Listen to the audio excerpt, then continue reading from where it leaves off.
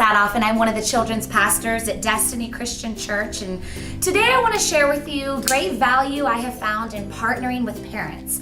See, over the years, we found that of the 168 hours a week a child has, I'm lucky if I get an hour to 3 hours of that. So we really want to maximize our efforts. Rather than just putting Band-Aids on their problems every Sunday and Wednesday, we found great value in partnering with their parents, encouraging them and equipping them. So today I want to share with you 3 ways we have done that. First, we have looked at what's really important to our parents, and our parents care about safety and security for their kids. So we really took some time to amp up our check-in and check-out procedures, and we even installed two-way glass in all of the classrooms. So parents know at any time they can come to their child's classroom and really watch and see what's going on and even be a part of their learning. Something we always ask our volunteers is, what if every child went home with a video of what happened during service today? Would we take pride in that, or would we be embarrassed by that? So I really want to encourage you, point 1, to focus on what really matters to your parents. And our parents cares about safety and security. Point 2 is education. Rather than arguing with our parents or being frustrated by the way they're parenting, we found that it's been great for us to partner with local schools and local organizations to offer free parenting classes such as Love and Logic and the Nurtured Heart.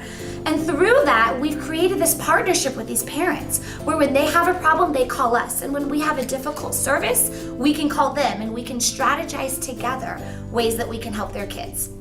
Point 3 would be communication. For so many years, we found ourselves struggling to figure out how best to communicate with parents of the kids we were teaching.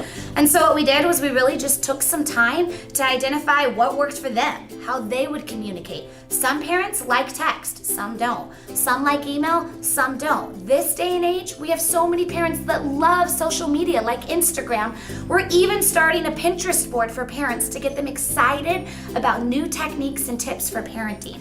And in addition to all of that great social media, we can't forget the importance of our presence in the hallway before and after service. You see, we found so often we were so focused on getting the kids checked in and getting them checked out that we forgot to utilize that time to really connect with parents. So we took some time this last year to restructure our entire team to have multiple leaders available to problem solve, check in and check out, so that us as pastors could really be available to talk to parents, to pray with parents. Because when they come to the church, we don't know, we might not see them again for another week or 3 weeks.